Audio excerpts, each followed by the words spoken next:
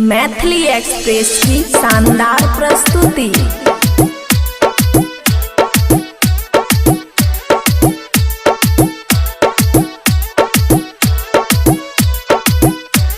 खुशी recording studio बलुआहा। बैसख खतारी नहीं पिहा राजा, हे हो बैसख खतारी नहीं पिहा राजा, हे हो बैसख खतारी नहीं पिहा राजा, बैसख खतारी नहीं पिहा राजा। लिभार में फेबर लग जेता राजा, लिभार में फेबर लग जेता राजा, बैसख खतारी नहीं पिहो राजा, बैसख खतारी नहीं पिहो सैया। लिभार में फेबर लग जेता राजा, लिभार में फेबर लग जेता सैया। DJ Sumit Satish Raima, mix by Aman अक्के।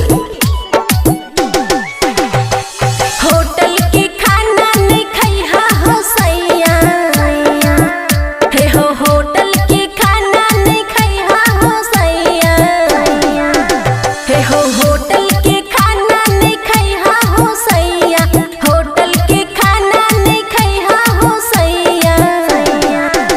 कोनो सौतीन जौहर डल देता सैया, कोनो सौतीन जौहर डल देता सैया, होटल के खाना नहीं खैहा हो सैया, होटल के खाना नहीं खैहा हो सैया। कोनो सौतीन जौहर डल देता सैया, कोनो सौतीन जौहर डल देता सैया। डीजे सुमित सतीश रईमा,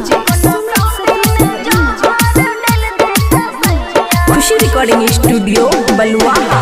कोनो छौरी के फेरा में नहीं पड़ी हो राजा, कोनो छौरी के फेरा में नहीं पड़ी हो राजा, हे हो छौरी के फेरा में नहीं पड़ी हो राजा, छौरी के फेरा में नहीं पड़ी हो राजा।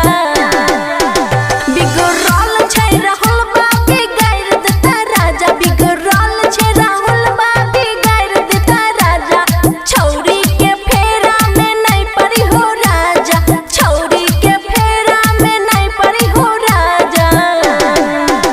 बिगड़ल छै राहुल बाबी गायर देता राजा, बिगड़ल छै राहुल बाबी गायर देता राजा।